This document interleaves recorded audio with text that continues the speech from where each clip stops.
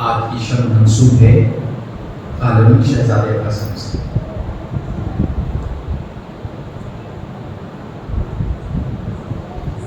شہزادے کا نام کا فقط لے لیا جائے نا، مکمل مسائل ہے۔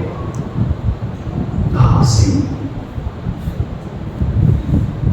جو عرض کربلا پر تو تقسیم ہو گیا۔ شروع کرتے ہیں مدینے سے۔ امام حسن کو ظاہر کیا گیا، زید اتنا سخت تھا کہ جب دشت امام کے سامنے رکھا گیا، امام کے جگر کے ٹکڑے کٹ کٹ کر دشت میں آنے لگے۔ امام حسن نے چھوٹے بھائی حسین سے کہا، بھیا حسین، بہنوں کے آنے سے پہلے اس دشت کو کہیں ہٹا دو۔ اگر زینب و ام کلثوم یہ دیکھے گی کہ بھیا حسن کا جگر کٹ کٹ کے دشت میں آ گیا ہے تو برداشت نہ کر پائے گی۔ حضرت روایت کہتی ہے کہ تھوڑی دیر بعد ایک ننھا سا بچہ آیا، غالباً عمر 2.5 سال یا 3 سال رہی ہوگی، اور آگے اپنے بابا کے سینے سے لپٹ گیا۔ عمر فرما کہنے لگی، میرے داد قاسم، بابا کے سینے میں بڑی اذیت ہے، دور ہٹ جا۔ امام حسن نے منع کر دیا۔ عمر فرما، قاسم جب میرے سینے پہ لیٹتا ہے نا تو مجھے بڑا سکون ملتا ہے۔ عجب نہیں، جس وقت یہ فکرے ہوئے فرمانے کہے ہوئے تو مجھے لگتا ہے کہ امام حسن کی نظر میں کربلا کا منظر ضرور آ گیا ہوگا کہ جو سینہ اس وقت اپنے باپ کے سینے سے لگا ہوا ہے نا، 61 ہجری میں قاسم کا سینہ ہوگا اور گھوڑے کی ٹانپیں ہوں گی۔ جزاک اللہ خیر۔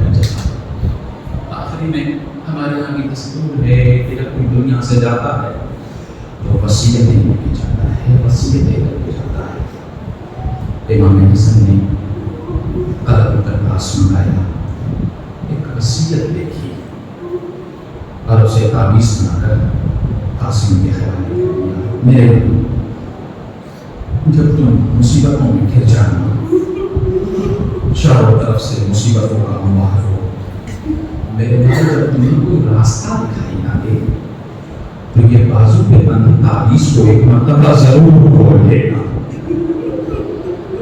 روایت کہتی ہے وقت سے گیا، 60 ہجری آئی، 61 ہجری آئی، 4 محرم سے گیا، 7 محرم سے کربلا کے حسینی پیاسے میں شب عاشور آئی۔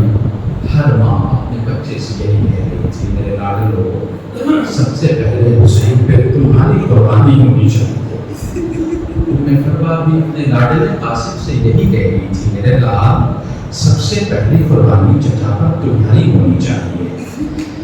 بات ہو گئی۔ میں نے ایک اور روایت دیکھی کہ خیمے کے باہر عباس علی اکبر گفتگو کر رہے ہیں۔ عباس کہہ رہے ہیں کہ بیٹے علی اکبر، سب سے پہلے قربانی میں دوں گا۔ علی اکبر کہتے ہیں چچا جان، اگر آپ قربانی پہلے دے دیں گے تو بابا کی کمر ٹوٹ جائے گی۔ علی اکبر کہتے ہیں، عباس کہتے ہیں کہ بیٹا اگر تم پہلے قربانی دے دو گے تو بھیا کی آنکھوں کی بینائی چلی جائے گی۔ روایت کہتی ہے خیمے کا پردہ ہٹا، اگر طولانی مسائل ہو جائے تو معاف کر دیجیے گا، آرام آرام سے مسائل سن لیجیے۔ کہتے ہیں خیمے کا پردہ ہٹا، 57 سال کا بوڑھا امام باہر نکلا، قاسم باہر نکلے۔ روایت کہتی ہے قاسم جب باہر آئے تو قاسم نے ایک جملہ کہا، بھیا علی اکبر، نہ آپ قربانی دیں گے نہ امو جان آپ قربانی دیں گے۔ میں سب سے پہلے قربانی قاسم کی ہوگی، اس لیے کہ میری شہادت سے نہ آقا کی کمر ٹوٹے گی نہ آنکھوں کی بینائی چڑھے گی۔ جزاک اللہ۔ روایت کہتی ہے کہ خیمے کا پردہ ہٹا، 57 سال کا بوڑھا امام باہر آیا، میرے لال سب سے پہلی قربانی تمہاری بھی نہیں ہوگی، اس لیے کہ جب میرا دل چاہتا ہے کہ بھیا حسن کو دیکھوں تو تجھے دیکھ لیتا ہوں، دل بھر آتا ہے۔ جزاکم اللہ۔ روایت کہتی ہے کہ ایک سوال بھی امام حسین نے شہزادے قاسم سے کیا، میرے لال یہ بتاؤ کہ تمہارے نزدیک موت کیسی ہے؟ قیامت کا جواب دیا قاسم نے، امو جان اگر راہ خدا میں دینی ہو، آپ پر دینی ہو تو امو جان موت شہد سے بھی زیادہ شیریں ہے، کل یہ شہزادہ ثابت کر دے گا۔ ہاں ذرا روایت کہتی ہے شب عاشور گزر گئی، صبح عاشور نمدا، عصر عاشور کا وقت قریب آیا، ہر ایک شہید حسین سے جا کر اجازت دے گا، جان شہادت نوش کرتا، لیکن عجیب واقعہ تھا کہ قاسم جب بھی حسین کی بارگاہ میں جاتے نا، امو جان مجھے مرنے کی اجازت دے تو حسین منع کر دیتے، کئی مرتبہ گئے جب اجازت نہیں ملی تو شہزادہ اپنے ماں کے چہرے میں آیا، دو سان ہو کر کے بیٹھ گیا اور رونے لگا، جب ماں نے اپنے لاڈلے کے رونے کی آواز سنی، قاسم خیریت تو ہے میرے لال، رو کیوں رہے ہو؟ قاسم طرف کے کہتے اماں بار بار امو جان کے پاس آتا ہوں، مرنے کی اجازت مانگتا ہوں، امو منع کر دیتے ہیں۔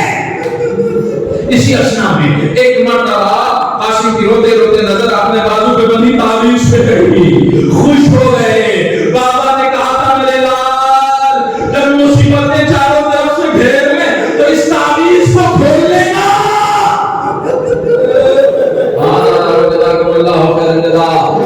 کہتی ہے خوش ہوئے، لگ کر مسکراہٹ آئی، آنکھوں میں چمک آئی، تعویذ کھولی، لکھا ہوا تھا یہ میرے لال ہے میرے پیارے لگتے جگر قاسم، جب تم دیکھنا کہ تیرا امو چچا حسین مصیبت میں چاروں طرف سے گھرا ہوا ہے، شہادت کا بازار گم ہے، تو میرے لال اپنی قربانی پیش کرنے میں دریغ نہ کرنا۔ یہ تعویذ لے کے دوڑتے دوڑتے حسین کے خیمے میں گئے، کہنے لگے امو کیا مجھے مرنے کی اجازت نہیں ملے گی؟ میرے لال تجھے مرنے کی اجازت نہیں ملے گی۔ قاسم کہتے امو بابا تو یہ کہہ رہے تھے کہ میرے لال جب تیرا چچا چاروں طرف سے مصیبت میں گھرا ہے تو اپنی قربانی دے دینا۔ حسین نے امام حسن کی تحریر دیکھی، آنکھوں سے لگایا، بوسہ دیا۔ سن سمجھے گیا آپ کو معلوم ہے کہ چندی مقامات کربلا کے ایسے تھے جہاں حسین دہاڑے مار مار کے رونے لگے۔ اس میں ایک مقام یہ بھی ہے کہ جیسے ہی امام حسین نے اپنے بھیا حسن کی تحریر دیکھی، دہاڑے مار مار کے رونے لگے، کبھی تحریر کو آنکھوں سے لگاتے، کبھی قاسم کو سینے سے لگاتے۔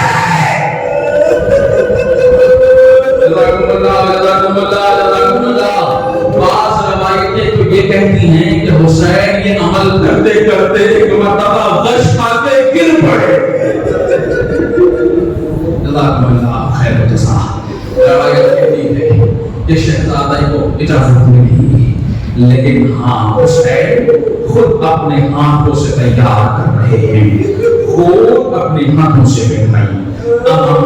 چونکہ کمسی ہے نا، 13-14 سال کی عمر ہی ہوتی ہے جناب، چہرہ خوبصورت سا، دھوپ کی تمازت تیز ہے۔ حسین نے امامے کو اس طریقے سے بٹھایا کہ آدھا چہرہ کپڑوں سے چھپ جائے تاکہ تیز دھوپ کی تمازت سے میرے لاڈلے کا چہرہ بچا رہے۔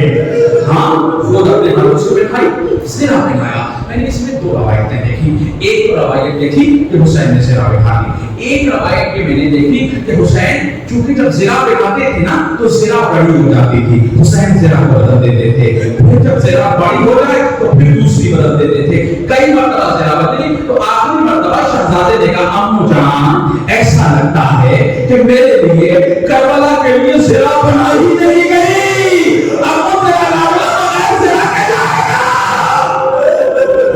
جزاکم اللہ۔ شہزادے کو اپنے ہاتھوں سے تیار کیا،